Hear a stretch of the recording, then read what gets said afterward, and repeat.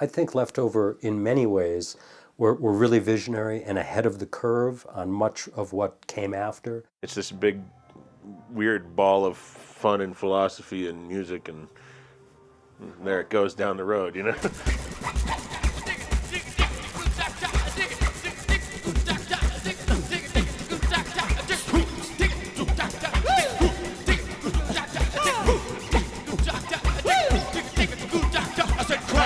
Macaroni and cheese, I said crab. Macaroni and cheese, I said crab. Macaroni and cheese, maga.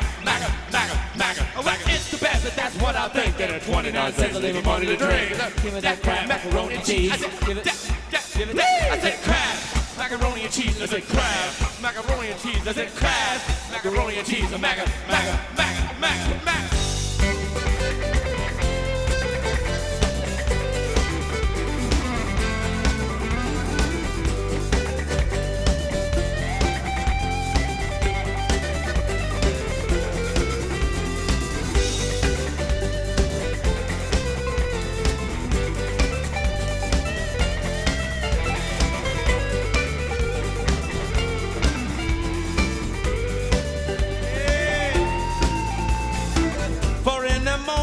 These funky mountain towns, high in Colorado, with no 7-Eleven around here.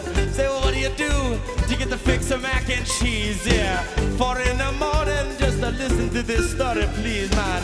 Just head to the mountains, just a little bit from town, yeah. You'll find pasta growing all around, yeah. The sweetest pasta that you'll ever gonna see, yeah.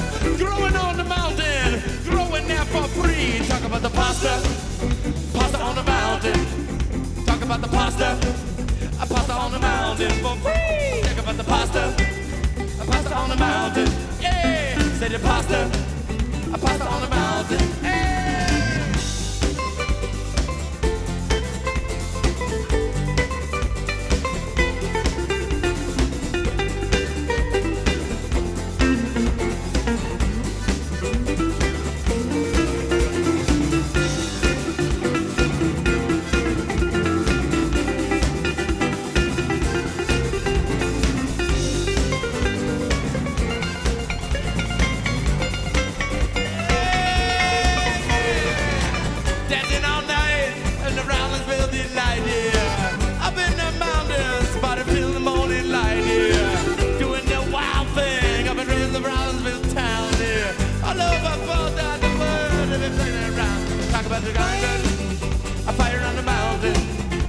About the fire, a fire on the mountain, up in the mountains, yeah, fire, a fire on the mountain, fire it up, man, a fire on the mountain.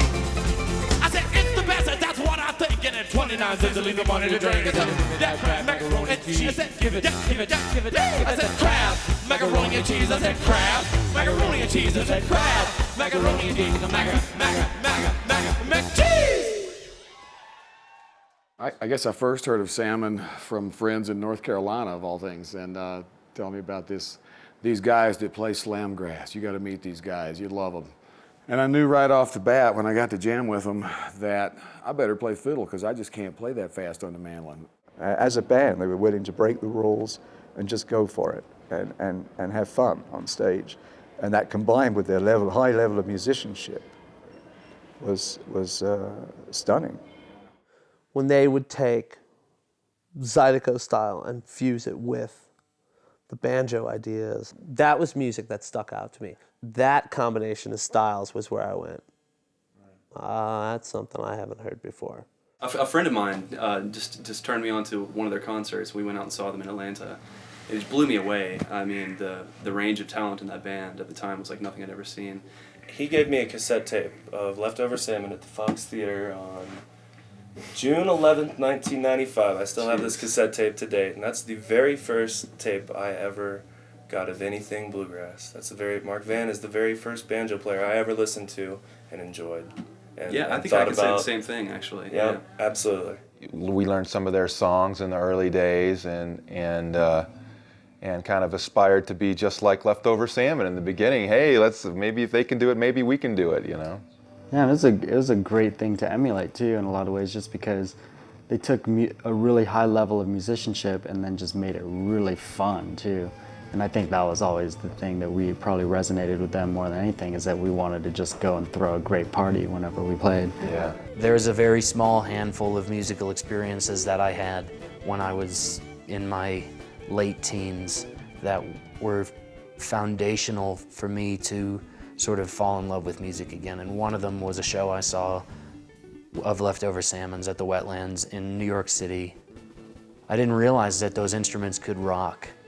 And it was a powerful experience for me.